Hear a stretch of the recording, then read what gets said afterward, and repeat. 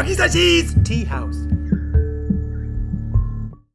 Konnichiwa, minasan. It's Gray from Wakizashi's Tea House over in Japan. How are you doing? Are you good? Are you genki? I'm great today. I have a bit of an exclusive today. It's Tuesday morning here in Japan, and the first issue of Batman Beyond the White Knight is out today. I've got it. I've read it. I'm going to tell you what I thought. So, are you interested in this issue? Have you been following Sean Murphy's work at all? It's written and drawn by Sean Murphy, and it's coloured by Dave Stewart. This came out, I think it's for, is it $4.99? I can't remember because I paid like more than that. I paid about 800 yen, whatever that is. But anyway, who cares about that? So, let me tell you a little bit about the story and let me show you some of the art inside.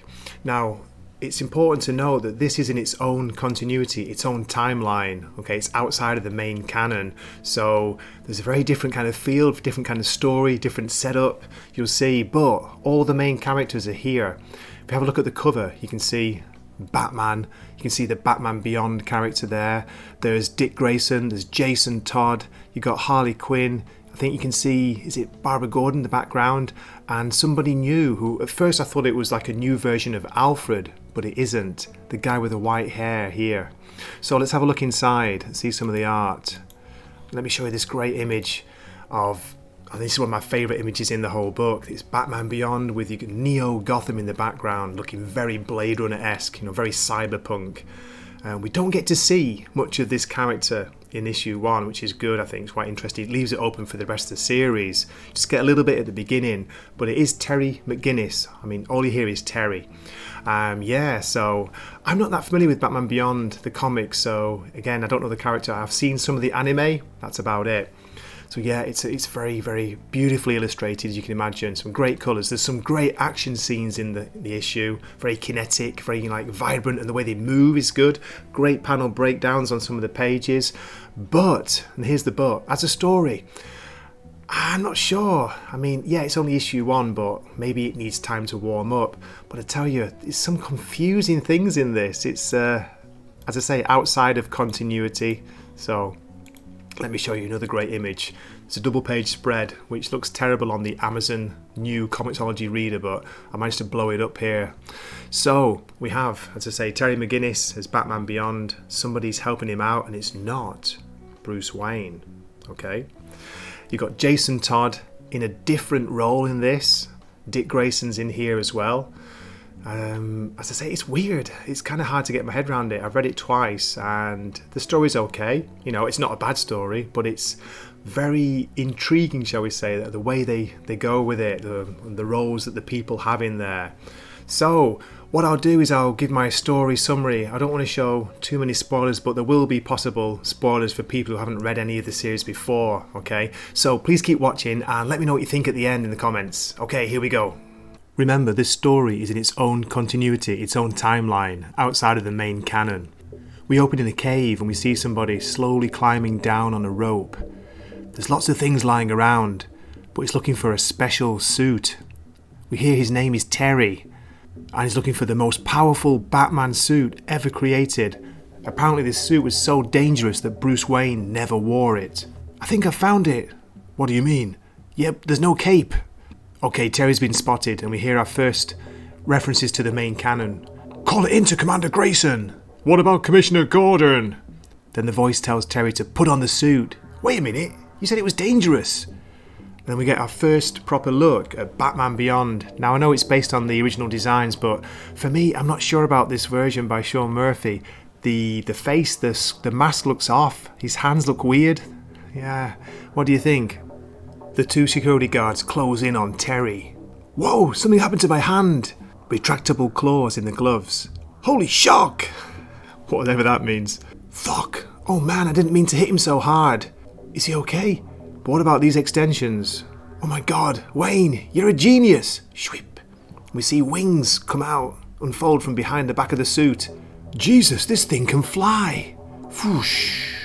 Then we get our first proper view of Neo Gotham in the background as Terry flies up into the air. There's a real Blade Runner cyberpunk feel to it. What do you think? I like the detail. Okay, we switch scenes to a prison. There's a riot in the prison. It's the Sons of Azrael. This time, they have a hostage. Wait, who's that? It's Captain Todd. Then we hear a voice. Give me your weapon. we see an old but still very muscular Bruce Wayne. Sons of Azrael, release that man. Then we get some great action scenes by Murphy. Crack! Wood! I love the kinetic feeling to these pages here. There's a bit of a manga style to it also, but yeah, great artwork by Murphy. Wayne tells him that Azrael, Jean-Paul Vallée, owes him a debt for saving his life. You tried to kill Azrael! I did kill him, but then I brought him back to life. It turns out Bruce Wayne's blood flows in Azrael's veins and vice versa. They think he's lying. Azrael told me about the debt. You're like a father, you're also a great warrior, and you're a man of honor. So they release Jason Todd. Jason Todd working in the prison. What's going on? Bruce gets Jason into a cell and they talk. And Bruce is telling him that he spent years thinking it over, thinking where did he go wrong? What mistakes did he make? He realised the mistake started with Jason because he was the first. He gave him a home, he trained him, he showed him how to harness the rage. He became the first Robin. As I say, this is in its own continuity, its own timeline. I loved you like a brother, says Bruce, but I realise now what you actually needed was a father. Just like Dick, Barbara and Tim needed a father too. And he thinks that's why he lost Jason, not because of the Joker, not because of what happened, but because Bruce couldn't be the father that Jason needed. And he actually apologises here. I just want to say, I'm sorry. Rumble, crash! Commander Grayson, in a weird kind of, I don't know what it is, white Power Ranger suit. It's the GTO. And then Bruce sees on the side of the vehicle, Wayne Powers, 2 names.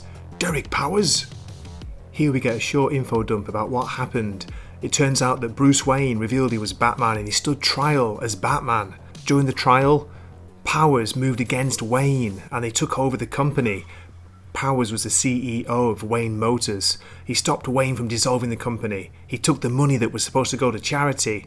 And basically he turned into a weapons manufacturer, asked Bruce. It gets worse. Then we see the footage from Wayne Manor a few days ago, where the Batman Beyond suit is out. It's active. Oh my god, someone's gonna get killed. Powers is behind all of this, and he needs to be stopped. What a fantastic page. This is probably my favourite page in the book. Look at the art here. Great pose, great angle. You see the background of the Neo Gotham, and the suit looks good here.